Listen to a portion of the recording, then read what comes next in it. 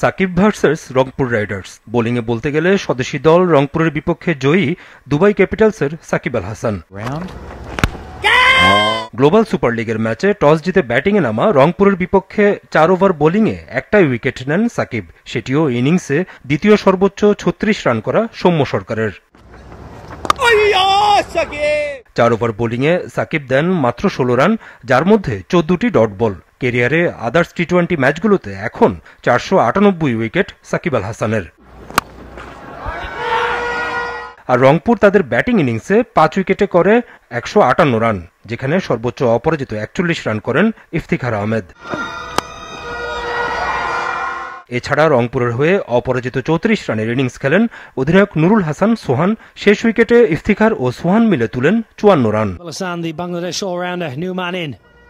তবে ব্যাটিংয়ে ব্যর্থ ছিলেন সাকিব আল হাসান। দুবাইয়ের 159 রানের টার্গেটে সাকিব ব্যাটিংয়ে নামেন 6 নম্বরে। উইকেটে গিয়ে সাকিব খেলেন মাত্র 6 বল, করেন 3 রান।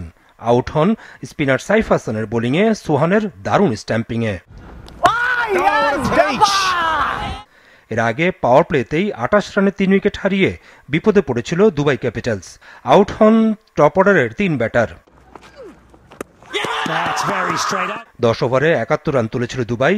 শেষ 5 ওভারে তাদের প্রয়োজন ছিল 46 রান।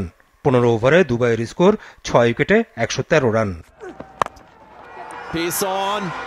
শেষ পর্যন্ত জয়ী দলের নাম Rangpur Riders. Dubai all out 150 রানে 8 রানে জিতে গ্লোবাল সুপার লিগের ফাইনালটা নিশ্চিত করল রংপুর রাইডার্স।